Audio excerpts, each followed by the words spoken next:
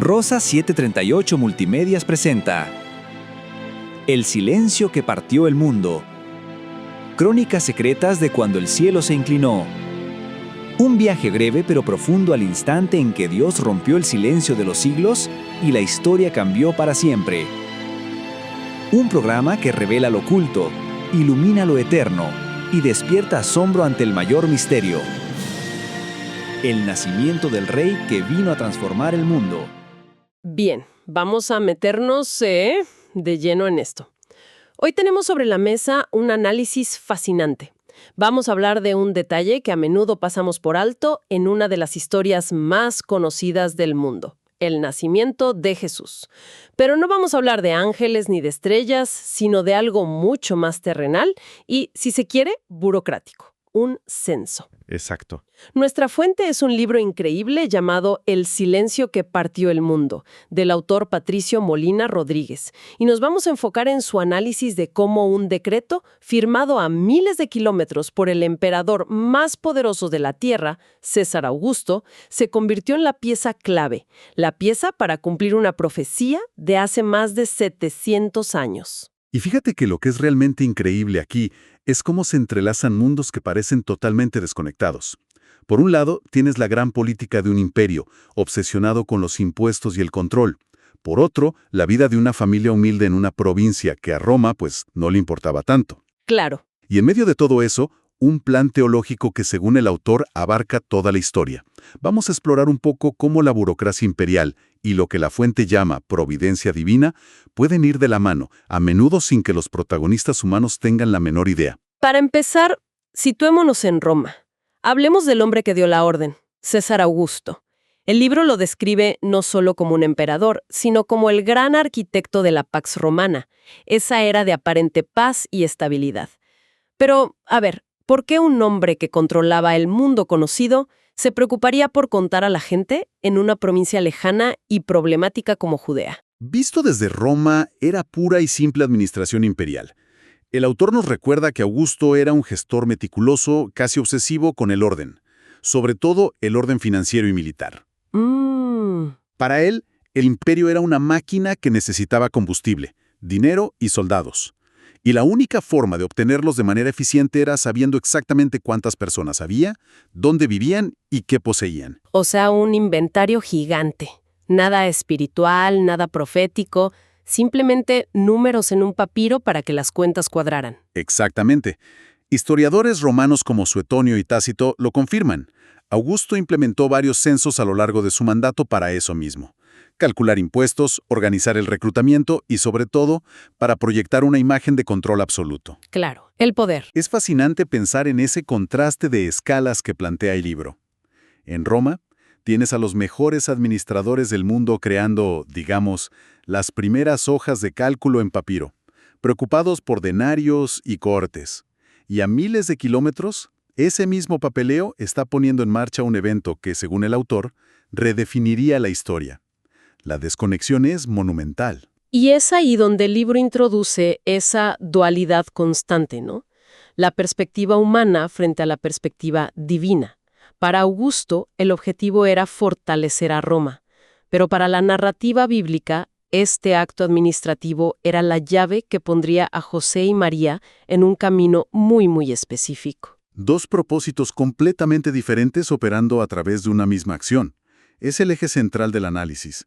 La soberanía de Roma creyendo que mueve los hilos, sin saber que ella misma es un hilo en un tapiz mucho más grande. Entonces, este decreto obliga a las familias a registrarse en su lugar de origen. Para José y María, esto significó un viaje de Nazaret, en Galilea, a Belén, en Judea. Y el libro es muy enfático en que no debemos imaginarnos esto como un simple viaje incómodo. Para nada. Hablamos de unos 120 kilómetros. Para tener una idea, es como caminar de la Ciudad de México a Puebla. A buen ritmo, a pie. Un viaje así tomaría de 5 a 7 días. Pero las condiciones no eran normales. El autor nos sumerge en la realidad de ese viaje. El terreno era montañoso, con subidas empinadas, valles profundos. Y aunque los romanos habían mejorado las rutas principales, estas no eran autopistas seguras, para nada. Estaban expuestos a bandidos, al clima. Y sobre todo, está la condición de María. Estaba en la etapa final de su embarazo. Hoy, a cualquier mujer en ese estado se le aconsejaría no hacer ni un viaje largo en coche. Por supuesto, desde un punto de vista médico, era una imprudencia total. El autor subraya el riesgo extremo, un parto prematuro en medio de la nada, sin asistencia, sin refugio. No había posadas cada pocos kilómetros como hoy.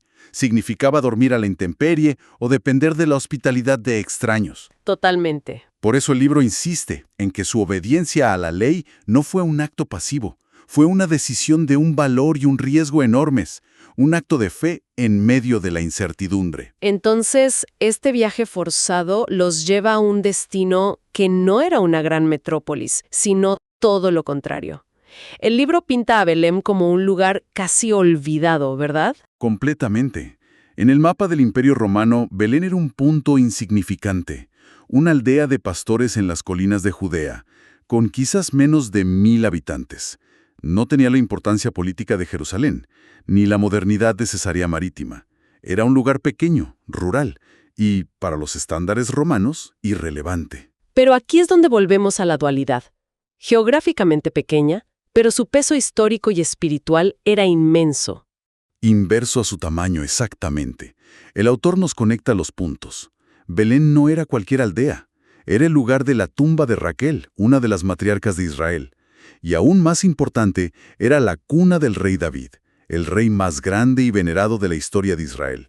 Su lugar de nacimiento y donde fue ungido rey. Y por esa conexión con David, se convirtió en el epicentro de la esperanza mesiánica. Precisamente, la profecía del profeta Miqueas, escrita 700 años antes, lo había dejado clarísimo. Y tú, Belén, aunque eres pequeña entre las familias de Judá, de ti me saldrá el que será Señor en Israel. Así que este pueblito olvidado era en realidad un punto de convergencia cósmico. ¡Wow! El lugar donde, según la fe judía, la historia de Israel y las promesas de Dios se harían carne.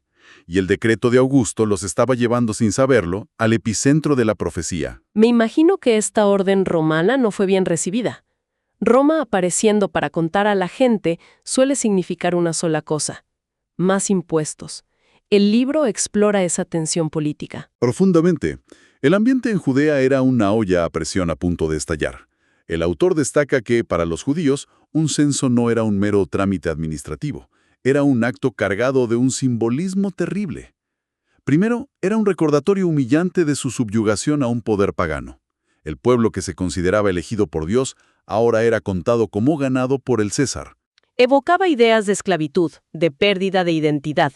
El trono de David estaba en la práctica ocupado por un emperador extranjero que los trataba como una fuente de ingresos. Correcto. Y es clave entender que para ellos no era solo un asunto de impuestos. Era casi una blasfemia.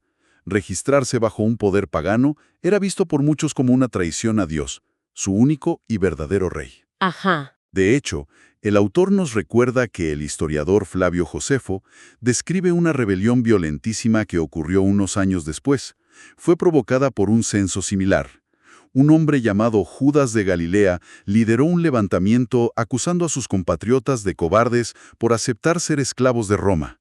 La gente estaba dispuesta a morir antes que someterse. Esa era la pólvora que encendían estos censos. Y aquí está la gran paradoja que plantea el libro. Roma cree que está afianzando su dominio imponiendo su orden. Y en realidad, su acto de poder está sirviendo como el mecanismo perfecto para cumplir una profecía judía que despreciaban. Es el máximo ejemplo de ironía histórica.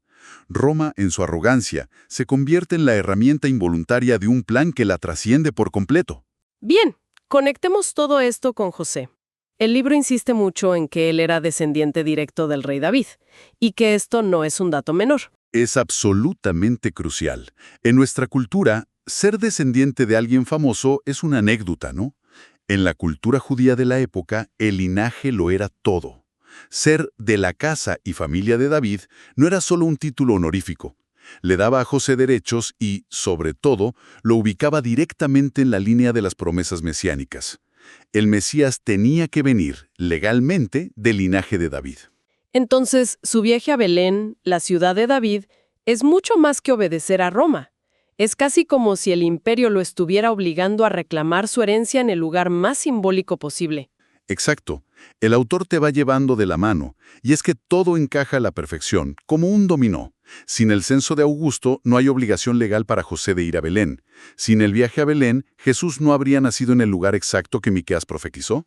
Claro. Y un punto legal muy importante, sin la figura de José como su padre legal, Jesús no heredaría los derechos al trono de David, según la ley judía. Cada pieza, desde el decreto de un emperador hasta la genealogía de un carpintero, tenía su lugar preciso. Como dice la fuente, la obra de Dios se encaja sin forzar. Lo que nos lleva al punto culminante del análisis. Este choque, o más bien esta increíble convergencia, entre la voluntad de un emperador y un plan mucho más grande. Exactamente. El texto lo aborda desde una perspectiva teológica específica, la teología reformada, citando a figuras como Juan Calvino. Y la idea central, explicada de forma sencilla, es una visión muy fuerte de la soberanía de Dios, donde nada sucede por casualidad. No es que Dios reacciona a lo que hacen los humanos, sino que sus acciones, incluso las de los emperadores más poderosos, están dentro de su plan. Es una imagen poderosísima. Una se imagina a César Augusto en su palacio en Roma, rodeado de mapas, de consejeros, de lujos, firmando un documento para organizar las finanzas de su vasto imperio, sintiéndose, literalmente, el dueño del mundo. Y al mismo tiempo es un actor secundario en una historia que ni siquiera conoce. Sin saberlo, se convierte en el mensajero que pone a la Sagrada Familia en la ciudad correcta, en el momento correcto, para cumplir la profecía correcta.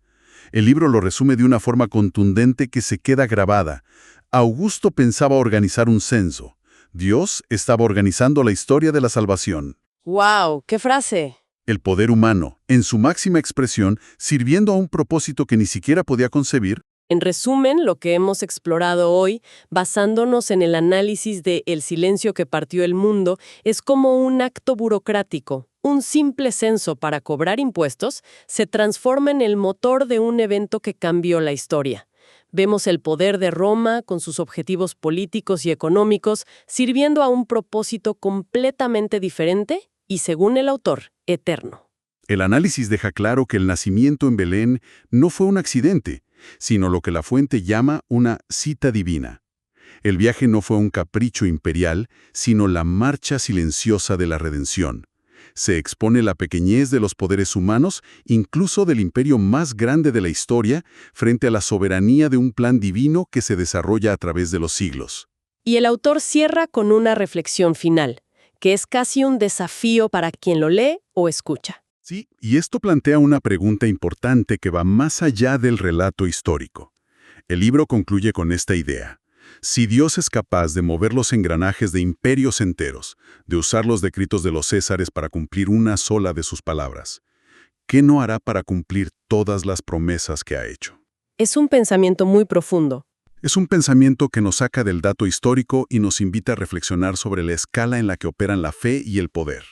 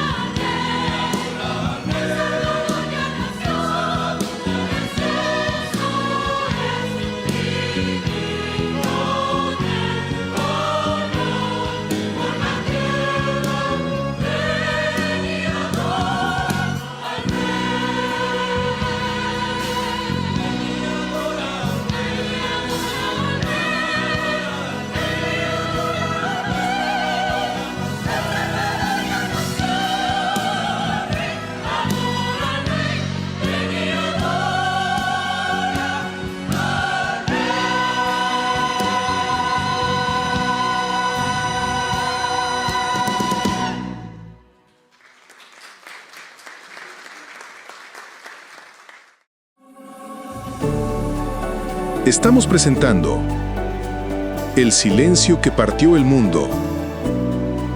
Crónicas secretas de cuando el cielo se inclinó. Uno pensaría que un simple trámite, un papel firmado para organizar las finanzas de un imperio, no es nada del otro mundo. Pero, ¿y si les digo que justo eso, un decreto para cobrar impuestos, fue lo que hizo que se cumpliera una profecía de 700 años? Suena increíble, ¿verdad? Pues esa es la historia que vamos a desglosar hoy, inspirada en el fascinante libro El silencio que partió el mundo, de Patricio Molina Rodríguez. A ver, vamos a meternos de lleno en este enigma. Por un lado, una profecía súper antigua decía clarito que el Mesías tenía que nacer en Belén. Pero claro, había un detallito, un problemón en realidad. Su familia, José y María, vivían en Nazaret, a 120 kilómetros de distancia. Entonces la pregunta es, ¿qué clase de fuerza podría obligarlos a hacer un viaje tan pesado justo en el momento preciso? La respuesta es, bueno, es tan común y corriente que parece un chiste. Una ley de impuestos. Ok, para entender cómo es que todo esto encaja, tenemos que transportarnos en el tiempo y el espacio. Vámonos directo al centro neurálgico del poder mundial en ese entonces. Roma. El Imperio Romano era, gigantesco, una maquinaria imparable. Y en la cima, controlándolo todo, estaba un solo tipo, el emperador César Augusto. Y este César Augusto, bueno, era un genio de la organización, un tipo brillante, pero también un poquito obsesionado con el orden.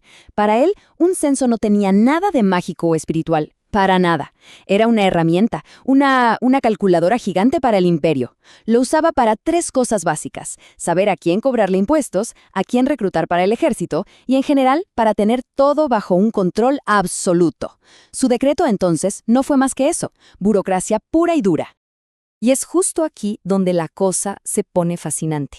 Porque mientras César Augusto, allá en su palacio, firmaba este decreto pensando solo en dinero y control, sin tener la más mínima idea, estaba activando los engranajes de un plan infinitamente más grande. Un plan con un propósito eterno. Así que tenemos una misma acción, un mismo censo, pero ¡wow!, con 2 intenciones que no podrían ser más diferentes. Bueno, ya basta de palacios en Roma. Ahora cambiemos de escenario por completo.